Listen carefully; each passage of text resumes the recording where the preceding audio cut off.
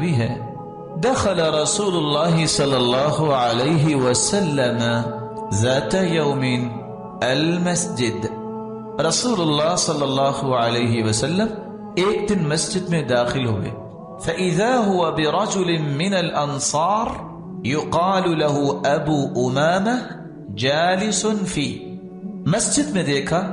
کہ انصاری ایک صحابی ابو امامہ مسجد میں بیٹھے ہوئے ہیں، فقال یا ابا امامہ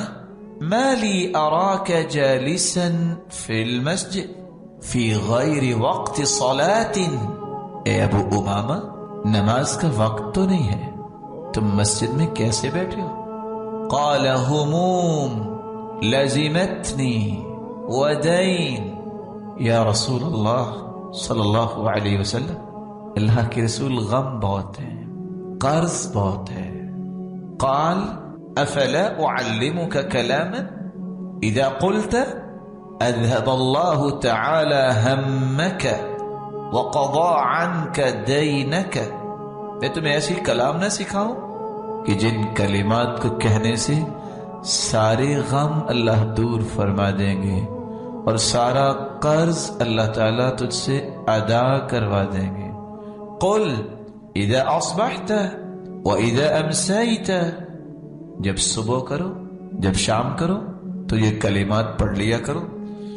اللہم انی اعوذ بک من الہم والحزن واعوذ بک من العجز والکسل واعوذ بک من الجبن والبخل واعوذ بک من غلبۃ الدین وقہر الرجال۔ قال ففعلت ذلك، سیدنا ابو امامہ رضی اللہ تعالی عنہ فرماتے ہیں میں نے ایسا ہی کیا، صبح شام یہ دعا پڑھتا، فأذهب الله عز وجل همي وقضى عني ديني،